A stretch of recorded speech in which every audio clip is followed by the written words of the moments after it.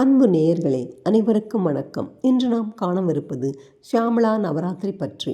அதாவது மாணவர்கள் கல்வியில் சிறந்து விளங்க தவறவிடக்கூடாத வசந்த பஞ்சமி வழிபாடு செய்ய உகந்த நேரம் எது என்பது பற்றி இக்காணொளியில் அறிந்து கொள்வோம். எனவே இக்காணொளியினை முழுமையாக கேளுங்கள். வாருங்கள். பரந்து விரிந்த இந்த உலகை காக்கும் ஆதிசக்தியை கொண்டாடும் பண்டிகை நவராத்திரி ஒரு காலத்தில் அம்பிகையை வழிபடும் சாக்தம் என்று தனித்த மதமாக விளங்கிய போது 12 மாதங்களுமே நவராத்திரி விழா கொண்டாடப்பட்டது என்கிறார்கள் ஆய்வாளர்கள். தற்போது அதுவே 4 நவராத்திரிகளாக மாற்றம் கொண்டன.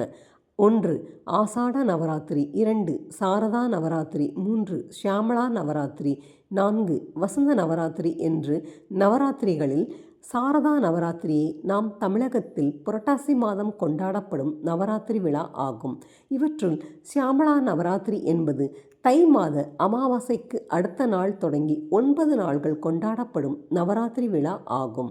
அன்னை பராசக்தியை சங்கீத மூர்த்தியாக பாவிக்கும் போது அவளுக்கு ஷியாமளா என்று பெயர் என்கிறார் மகா பெரியவா. சங்கீதத்தில் தோய்ந்து ஆனந்தமயமாகவும் சாந்தமயமாகவும் குழந்தை உள்ளத்தோடும் உள்ள ஷியாமளா தேவியை தியானித்தால் அவள் பக்தர்களுக்கு கருணையை பொழிவாள்.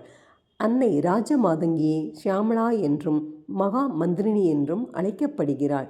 தசமகா வித்யாக்களில் 9வது திருவடிவம் இந்த ஷியாமளா தேவி. வேத மந்திரங்களுக்கெல்லாம் அதிதேவதை என்பதால் மந்திரினி எனப்படுகிறாள்.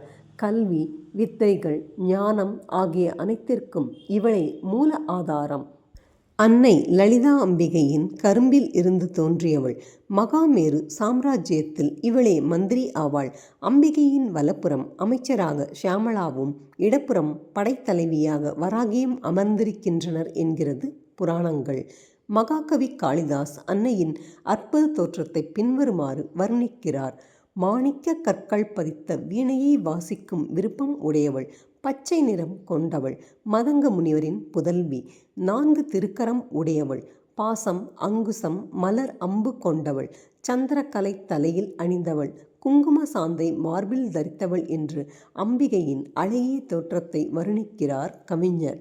ஷியாமளா நவராத்திரியின் 5ஆம் நாள் வசந்த பஞ்சமி, அதாவது அன்னை சரஸ்வதி தேவி அவதரித்ததாக புராணங்கள் சொல்கின்றன.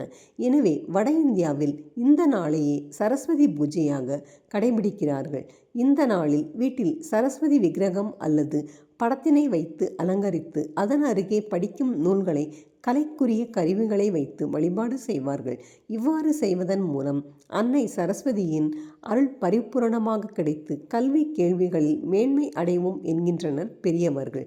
மேலும் மாணவர்கள் ஷியாமளா தேவியை போற்றி வணங்கினால் நல்ல நினைவாற்றலும் கல்வியில் மேன்மையும் அடைவர்.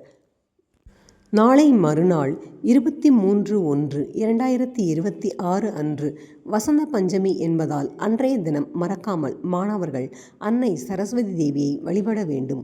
காலையில் எழுந்து குளித்து நீராடி சரஸ்வதி தேவிக்குரிய ஸ்தோத்திரங்களை சொல்லி வழிபாடு செய்ய வேண்டும்.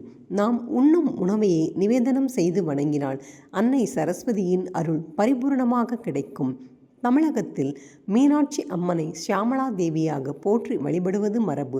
எனவே மதுரை மீனாட்சி அம்மனின் படம் வீட்டில் இருந்தால் அதற்கு மலர்கள் சாத்தி வழிபாடு செய்யுங்கள். ஷியாமளா நவராத்திரி நடைபெறும் நாள்களில் காலையும் மாலையும் பூஜை அறையில் விளக்கேற்றி அம்பாளை ஸ்தோத்திரம் செய்ய வேண்டும். ஷியாமளா தண்டகம் போன்ற ஸ்லோகங்களை வாசிக்க தெரிந்தவர்கள் பாராயணம் செய்யலாம். அன்னை லலிதா தேவியின் சகசரநாமத்தை பாராயணம் செய்து பாயாசம் நிவேதனம் செய்தால் மிகுந்த பலன்கள் உண்டாகும். பச்சை வண்ண உடையை அம்பிகையின் படத்துக்கு அல்லது திருவுருவத்துக்கு சாத்தி அதை தானம் செய்தால் துன்பங்கள் தீர்ந்து நன்மைகள் கிடைக்கும் என்பது நம்பிக்கை. என்ன நேயர்களை, இக்காணொளி பிடித்திருந்ததா? இக்காணொளியினை அனைவரும் முழுமையாக கேட்டிருப்பீர்கள் என்று நினைக்கின்றேன். இக்காணொளி அனைவருக்கும் பயன் தரக்கூடிய ஒன்று. எனவே தாங்கள் கேட்டதோடு மட்டுமல்லாமல் மற்றவர்களுக்கும் பகிர்ந்து அவர்களும் பயன் அடையட்டும். நாளைய மறுதினம் வசந்த பஞ்சமி, அதாவது அன்னை சரஸ்வதி தேவி அவதரித்ததாக புராணங்கள் கூறுகின்றன. அன்றைய தினம் அன்னை சரஸ்வதி தேவியை மறவாமல் வழிபட்டு மாணவர்கள் கல்வியில் சிறந்து விளங்க வேண்டும் என்று கேட்டுக்கொள்கிறேன். நேயர்களே, இக்காணொளியினை முழுமையாக கேட்ட அனைவருக்கும் மிக்க நன்றி, வணக்கம். மீண்டும் நாம் இதே போன்றதொரு சிறந்த காணொளியில் சந்திப்போம். நன்றி.